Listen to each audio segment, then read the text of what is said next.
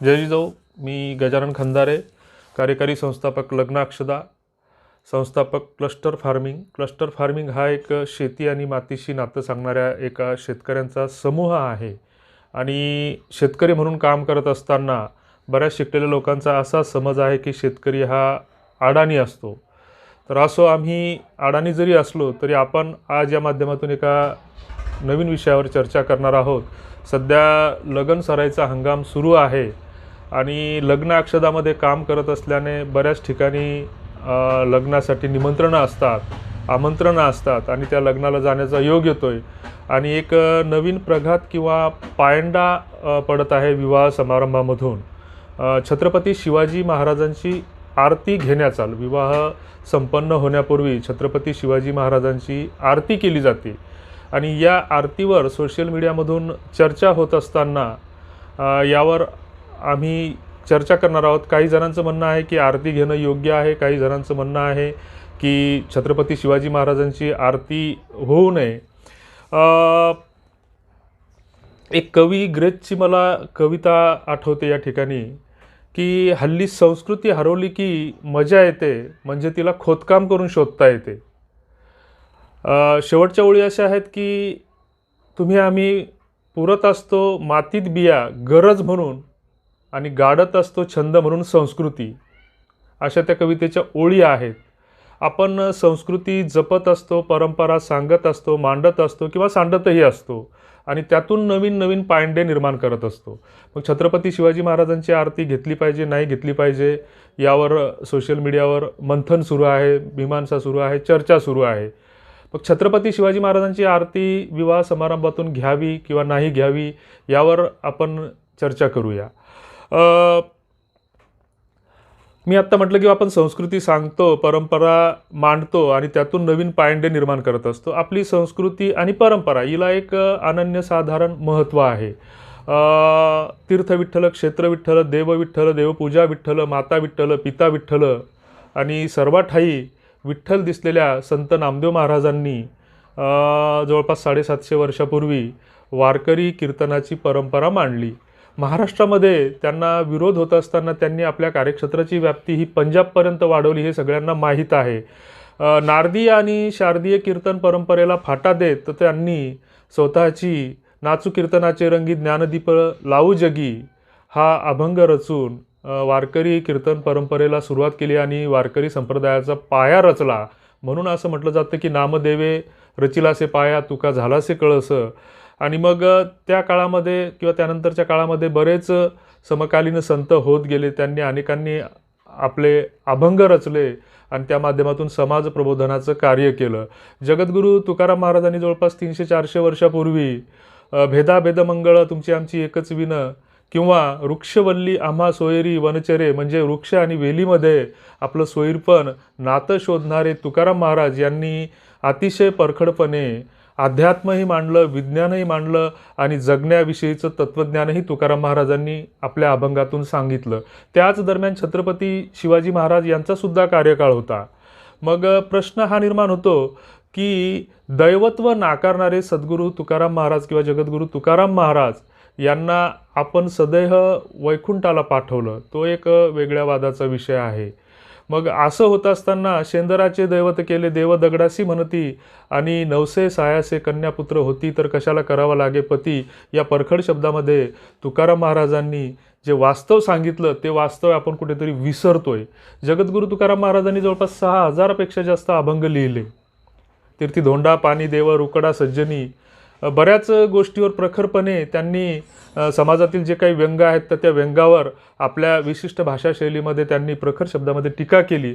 आणि असं असताना संत नामदेव असतील, चोखामेळा असतील किंवा कुठलेही संत असतील किंवा संत तुकाराम महाराज असतील, मग यांना स्वतःवर एखादी आरती का लिहावी वाटली नाही की एवढे अभंग त्यांनी लिहिले असते, एवढी मोठी प्रतिभाशक्ती त्यांच्याकडे होती, तर हे असताना मग त्यांनी स्वतःवर एखादी आरती का लिहिली नाही? किंवा संत तुकाराम महाराजांना शिवाजी महाराजांच्या कार्यकर्तृत्वावर एखादी आरती का लिहावीशी वाटली नाही? मग त्या संतांनी ती आरती लिहिली नाही. दुसरा एक विषय असा की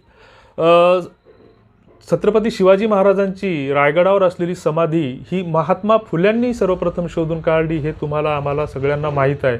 आणि महात्मा फुल्यांनी छत्रपती शिवाजी महाराजावर प्रदीर्घ असा पोवाडा लिहिला, खंडप्राय असा पोवाडा लिहिला. आणि तेवढा माझ्या माहितीप्रमाणे असा एवढा मोठा पोवाडा अजून कोणीही लिहिला नाही.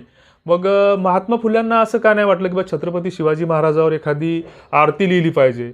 मग आता संस्कृती परंपरा सांगत असताना आणि त्यातून पायंडे निर्माण करत असताना आपण जे काही पायंडे निर्माण करतो मग ते चुकीचे आहेत की बरोबर आहेत, मग एखाद्यानं केलं की लगेच आपण करायचं. 2 वर्षाच्या पूर्वी लॉकडाऊन सुरू होतं आणि लॉकडाऊनमध्ये एक समाज धुरीणांची, समाजसेवकांची एक नवीनच जमात जन्माला आली. म्हणजे ज्यावेळेस विवाह समारंभातून मुलींच्या वडिलांना स्वतःची वावरं विकून भूमिहीन होण्याची वेळ येत होती, त्यावेळेस हे विवाह समारंभ थोडक्यात किंवा आटोक्यात होत नव्हते. आणि लॉकडाऊन सुरू असताना अनेकांचे मेसेज आमच्या इनबॉक्समध्ये यायचे की दोघांमध्ये तिघांमध्ये आदर्श विवाह संपन्न झाला. त्यावेळेस आम्ही एक लेखही लिहिला होता की ज्यावेळेस लोक झाडाला लटकत होते त्यावेळेस हे आदर्श विवाह लावणारे समाजधुरीण नेमके कुठं हरपले होते. पर 2 वर्ष हे आदर्श विवाहाची परंपरा चालू राहिली आणि आता पुन्हा तो धिंगाणा विवाहाचा सुरू झाला. कोणाचा किती खर्च करावा, काय करावा याच्याशी आमचं काहीही मत नाही, परंतु अनावश्यक गोष्टीला आपण फाटा दिला पाहिजे. मुळात आपली विवाह ही संस्कृती एक अशी आहे की तिचं एक छोटंसं उदाहरण सांगतो की मारुतीचं दर्शन घेऊन लग्नाच्या मांडवात शिरायचं असतं. म्हणजे ब्रह्मचर्याचं प्रतीक असलेल्या मारुतीचं दर्शन घ्यायचं नवरदेवानं खेटरासकट आणि मारुतीला विनवणी करायची की मी आत्तापर्यंत तुझ्या आशीर्वादानं ब्रह्मचर्याचं पालन केलं आणि आता मी गृहस्थ आश्रमामध्ये प्रवेश करत आहे, तुझा आशीर्वाद मला दे. आणि त्या नवरदेवानं त्या बोहल्यावर चढायचं असतं आणि तिथं विवाह सोहळा संस्कार उरकायचे असतात. ही झाली आपली एक परंपरा. परंतु मारुतीचं मंदिर ते विवाहाचा मांडव हे अंतर पार करत असताना मधात आपण डफडा आणलं, बँड आणला, नंतर DJ आणला आणि DJ आणता आणता त्याच्यासोबत दारू पण आणली. आता DJ आणि पोटात दारू केल्याशिवाय कुठलाही विवाह समारंभाचा नवरदेव पुढे मांडवाकडे सरकत नाही, वऱ्हाडी सरकत नाही. ही वास्तविकता आहे, ही वस्तुस्थिती आहे. मग आपणच पुन्हा ओरडायचं की तुमची आमची पोरं दारू प्यायला शिकली. आपण पायंडे चुकीचे पाडतोय की बरोबर पाडतोय.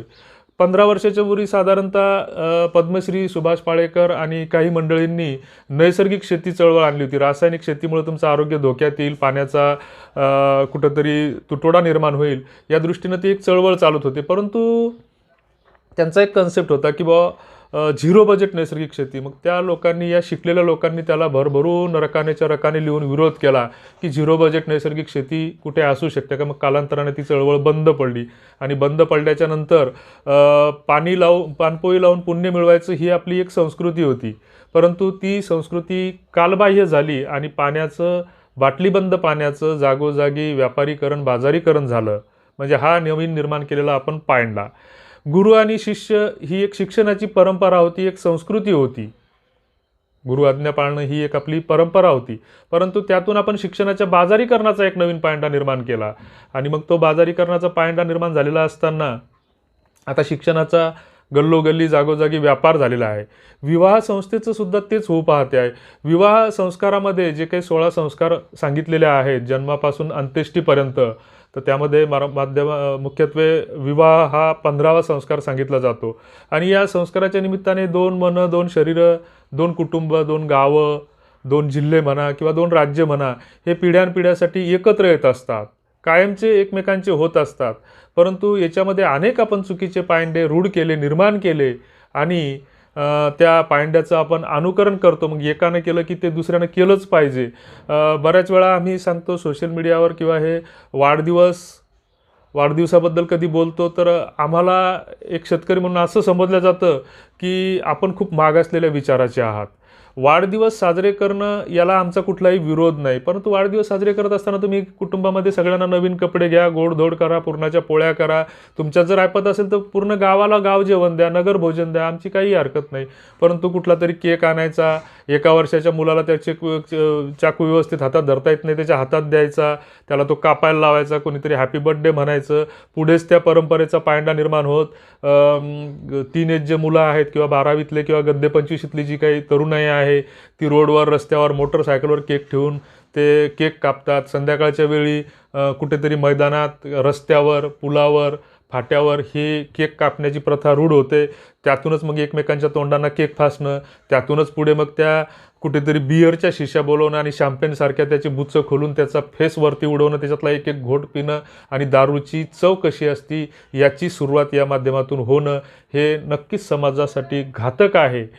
छत्रपती शिवाजी महाराजांची आरती व्हावी का नाही व्हावी या विषयावर बोलत असताना आपल्याकडे एक प्रथा आहे की बऱ्याच लोकांना, आपण जे काही रस्त्यावर फिरतात, ज्यांना स्वतःचे कपडे घालायची पण अक्कल नाही, अशा लोकांना आपण देवत्व प्रदान केलेलं आहे. की ज्यांना कपडे घालायची पण शुद्ध नव्हती किंवा जे येड्या पिशासारखे रस्त्यावर फिरत होते, यांना आपण देवत्व देऊन त्यांच्यावर आरत्या लिहिल्या, चरित्र लिहिले आणि त्यांची मोठमोठाली मंदिरं झाली. छत्रपती शिवाजी महाराजांनी, म्हणजे असं म्हणू की ज्यांना मातृत्व कळतं त्यांना पितृत्व कळतं, ज्यांना पितृत्व कळतं त्यांनाच दातृत्व कळतं, आणि ज्यांना दातृत्व कळतं त्यांनाच कर्तृत्व कळतं, आणि ज्यांना ह्या चारही गोष्टी कळतात त्यांना नेतृत्व कळतं. आणि नेतृत्व ह्या गोष्टीची सांगड घालत असताना राजमाता जिजाऊंनी स्वराज्याचं स्वप्न पाहिलं आणि छत्रपती शिवाजी महाराजांनी स्वतःच्या कर्तृत्वानं 350 किल्ल्यांचं गड साम्राज्य निर्माण केलं. तर त्या छत्रपती शिवाजी महाराजांचं दैवती करून त्यांचं कर्तृत्व आपल्याला या आरतीच्या माध्यमातून नाहीसं करायचं की काय, यावरही समाजधुरीणांनी, समाजसुधारकांनी विचार केला पाहिजे.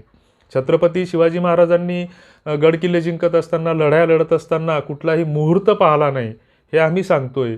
किंवा अमावस्येच्या दिवशीच मुख्यत्वे सर्व लढाया केल्या.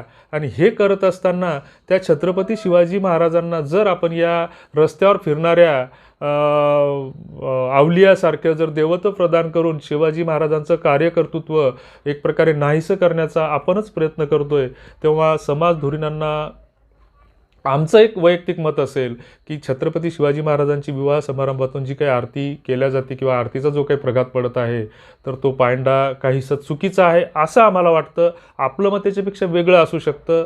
आपण आमच्यापेक्षा अधिक तज्ज्ञ असू शकता, हुशार असू शकता. आम्ही आधीच स्पष्ट केलं की आम्ही शेतकरी माणूस आहोत आणि शेतकऱ्यांना प्रत्येक गोष्टीचं ज्ञान असेल, अक्कल असेलच असं नाही.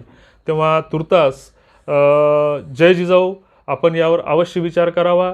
विवाह सोहळ्यातून आरती घ्यायची नाही घ्यायची, विवाह संस्थेचं बाजारीकरण होत आहे हे आपण लक्षात घेतलं पाहिजे. आपण स्वतःला मर्द म्हणत असताना, छत्रपतीच्या विचारांचे वारसदार म्हणत असताना, विवाह संस्थेच्या बांगड्या भरलेल्या मुलींचा तुम्हाला फोन येते आणि तुम्हाला विचारलं जातं की तुमच्याकडे विवाहाचं कोणी आहे का. म्हणजे मध्यस्थ ही परंपरा बाजूला सारून बांगड्या भरलेल्या मुली आता तुमचे आमचे विवाह जुळवणार. म्हणजे समाज नेमका कोणत्या दिशेनं जात आहे याचा आपण समाजधुरीणांनी विचार केला पाहिजे. जय जिजाऊ, धन्यवाद.